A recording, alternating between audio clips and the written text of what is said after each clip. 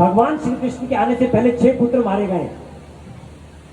वसुदेव जी ने वचन दे दिया था, कंस जब मार रहा था अपनी बहन को, तलवार निकाल ली, बाल पकड़ लिए मारने के लिए, बहुत प्रयास किए, बहुत प्रकार समझाया वसुदेव जी ने, पर वो माना नहीं।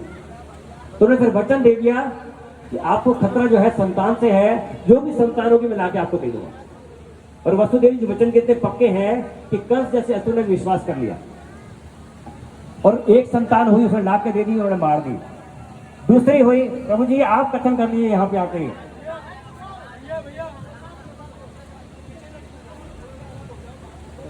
दूसरी जो है संतान हुई, ऐसे करके 6 संतानें मार दी उसने। फिर 7वीं संतान के रूप में कौन आए?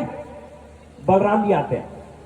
तो भगवान श्री कृष्ण योग माया को आदेश देते हैं कि मेरा जो है भाई, मेरा पहला विस्तार बलराम आ रहा है, तो इसको आप ले जाओ देवकी के गर्भ से रोहिणी के गर्भ में, गोकुल में वासुदेव जी के घर, नंद बाबा के घर पे, यशोदा माई के घर पे रोहिणी है, भगवान वासुदेव की दूसरी पत्नी।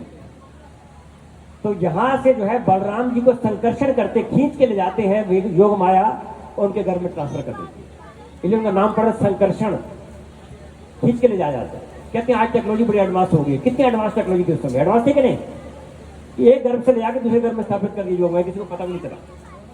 सबको लगा कि यहाँ पे देवकी जी को गर्भपात हो गया। फिर 8वीं संतान के रूप में भगवान श्री कृष्ण सेवा आते हैं। और बलराम जी का जो है हथियार क्या है? अस्त्र शस्त्र क्या है बलराम जी का? हल है, हलधर है वो। तो वो जो है वास्तव में पहले जो है हल चलाते हैं। सबसे पहले 6 शत्रु काम क्रोध मद मोह लोभ मत्सर मारे जाते हैं।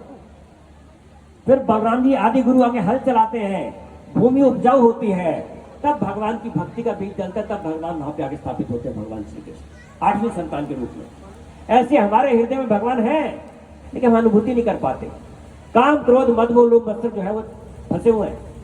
जब भगवान की कथाएं सुनते हैं, भगवान की लीलाएं सुनते हैं, वो भक्ति का बीज रोपण होता है, तब जो है वास्तव भगवान कृष्ण आगे स्थापित होते हैं, तब हम भगवान की अनुभूति कर पाते हैं। कौन कौन भगवान की अनुभूति करना चाहते हैं अपने हृदय में? पीछे आवाज आ रही है, लगता है पीछे आवाज आ रही है, बहुत धन्यवाद। कौन कौन भगवान कृष्ण का प्रेम चाहते हैं अपने जीवन में? लड्डू गोपाल जी देख रहे हैं सबको। और भगवान जो है ना हमारी इच्छाओं की पूर्ति करते हैं। यदि हम चाहते हैं तो भगवान इच्छा की पूर्ति करेंगे, लेकिन वास्तव में हमारी जो है भौतिक इच्छाएं बहुत प्रबल है, भगवान के प्रति इच्छा बहुत कम है। ये समस्या है वास्तव में। तो अब जब भगवान श्री कृष्ण आते हैं 8वीं संतान के रूप में, पहले देवकी जी के वसुदेव जी के हृदय में, फिर देव जी के हृदय में, फिर देवी जी के हृदय से उनके गर्भ में, फिर गर्भ से भगवान प्रकट होते हैं। और कैसे प्रकट होते हैं? कैसे भगवान प्रकट हुए? चतुर्भुज रूप में, शंख चक्र गदा पद्म धारण किए हुए, पीतांबर धारण किए जैसे प्रभु जी धारण कर रखा है, लंबे लंबे घुंघराले बाल हैं, कौस्तुभ मणि है, गजंती माला धारण कर रखी है, पूरे जो है गहने धारण कर रखे, सोने के आभूषण। ऐसे भगवान आए। हमारे जैसे जैसे हम रोते हुए आते वैसे नहीं आते। हम तो अगर रोए ना तो डॉक्टर कहते हैं गड़बड़ है, वही चेक करो, थप्पड़ लगाओ, रोएगा तो ठीक है, नॉर्मल है। क्योंकि भौतिक जगत में आया, दुखाने में शाश्वता, रोने जोना जीवन भर, तो चेक कर ले ठीक है कि नहीं, यहाँ रहने के लायक है कि नहीं।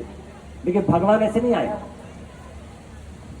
भगवान साक्षात आए हैं, वो देख रहे हैं देवकी और वसुदेव, तो भगवान आ गए, वो प्रणाम कर रहे हैं। और भगवान जब गर्भ में है, हृदय में है, तो सारे देवी देवता आते हैं और भगवान की आरती गाते हैं।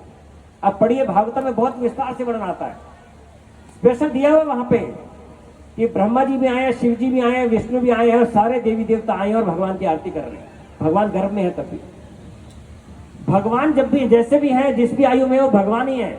जब माता के गर्भ में तब भी भगवान है, वो 6 दिन के बालक है तो भी भगवान है, और 7 वर्ष के हैं तो गोवर्धन पर्वत धारण कर लिया। उनको भगवान बनना नहीं है, वो हमेशा भगवान थे, हैं और रहेंगे। आजकल बड़े सारे गुरु भगवान बन जाते हैं भगवान, बाद में जेल भी चले जाते हैं। भगवान ऐसे नहीं है। भगवान कृष्ण हमेशा से भगवान थे, हैं और रहेंगे। और सारे देवी देवता भी उनकी सेवा करते हैं। ये वहां स्थापित होता है। सारे देवी देवता आके आरती कर रहे हैं, उनको गुणगान कर रहे हैं। पुरुष सूक्त प्रार्थना से तो गुणगान किया जा रहा है। तो हमें क्या करना चाहिए? हमें भी भगवान का गुणगान करना चाहिए। यदि हम जीवन में सुख चाहते हैं, आनंद चाहते हैं, तो भगवान का गुणगान करें। श्री राधा पार्वती भगवान के, क्या हुआ इससे? भगवान की जय जयकार हुई। समस्या क्या है? मैं अपनी जय जयकार चाहता हूं। हम सबके हृदय में रहता है मैं बड़ा बुद्धिमान, मैं बड़ा सुंदर, मैं बड़ा शक्तिशाली, मैं बड़ा पैसे वाला, मैं बड़ा स्मार्ट, मैं जो है क्या बुद्धि है मेरी? भगवान के सामने कोई बुद्धि है मेरी? 2 ग्राम की बुद्धि है, मेरे को लगता है मैं बड़ा बुद्धिमान हूं। तो वास्तव में जब हम भगवान की जय जयकार करते हैं तो समझ में आता है जय जयकार के योग्य वही है, मैं नहीं हूं। मैं जय जयकार के योग्य नहीं हूं। मेरा मिथ्या अहंकार करता है जब भगवान की जय जयकार करता हूं। 2 काम मुझे करने हैं भगवान की जन्माष्टमी सीखने हैं मेरे को। एक भगवान की जय जयकार करनी है, एक भगवान का प्रणाम करना है। प्रभु जी ने भजन गाए तो भगवान का नाम गाया, भगवान की जय जयकार और भगवान को प्रणाम। कृष्ण जिनका नाम है, गोकुल जिनका धाम है, ऐसे श्री भगवान को मेरा बारंबार प्रणाम है। एक बार प्रणाम से काम नहीं चलेगा, बार बार प्रणाम करना है भगवान को। जितना अधिक हम भगवान को प्रणाम करेंगे, नमन करेंगे, दंडवत करेंगे, उतना हमारे पाप कट जाएंगे, उतनी समस्याएं दूर हो जाएंगी।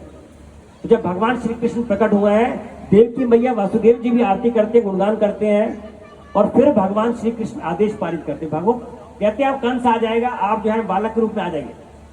उनको डर लग रहा है फिर भी। तो वहां पे जो है वासुदेव जी उनको स्पर्श करते हैं, वासुदेव जी को आदेश देते हैं कि मेरे को गोकुल ले जाओ, वहां पे यशोदा मैया एक कन्या हुई है, मेरे को बदल के लेके आओ वहां से, मेरे को वहां छोड़ दो और कन्या को यहां ले आओ। और जैसे वासुदेव जी ने स्पर्श किया भगवान कृष्ण का आदेश का पालन करने के लिए, तुरंत सारी बेड़ियां खुल गई। देवकी जी की भी और वासुदेव जी की सारी चैन खुल गई। कोई ताले खोलने नहीं पड़े, केवल स्पर्श किया भगवान कृष्ण को, ये हो गई। ना केवल बेड़ियां उनकी खुली, 7 दरवाजे थे, सारे ताले टूट गए, सारे दरवाजे खुल गए।